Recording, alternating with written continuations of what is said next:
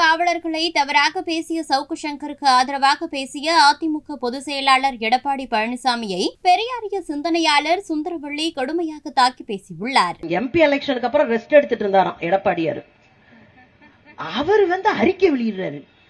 என்னையா அறிக்கைன்னு பார்த்தா, எப்படி நீங்கள் சவுக்கு சங்கரை கைது செய்யலாம்? யோ, நீங்கெல்லாம் தூங்கிட்டீங்களா? இல்ல ஏரியாக்குள்ளே இல்லையா? அதனால போற வர பொம்பளை பிள்ளைகளை பூரா அசிங்கப்படுத்திட்டு இருக்கிறாரு. அதனால புடிச்சு உட்கார வச்சுட்டு நீங்க அவருக்கு அவர் உரிமைக்காக போராடுறீங்களோ? நான் கேட்கிறேன், ஆராசா அவர்கள் ஒரு வார்த்தையை சொல்லிட்டாரு சட்டமன்ற பரப்புரையில.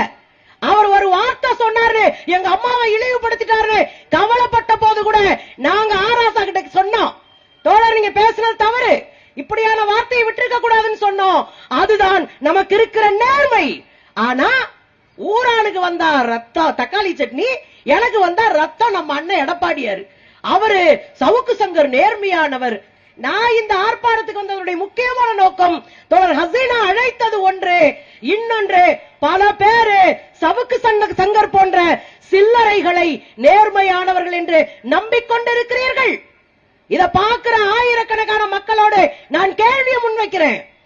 சவுக்கு சங்கர் ஒரு புலனாய்வாளர், சவுக்கு சங்கர் ஒரு அரசியல் அறிஞர், சவுக்கு சங்கர் ஒரு பத்திரிகையாளர்.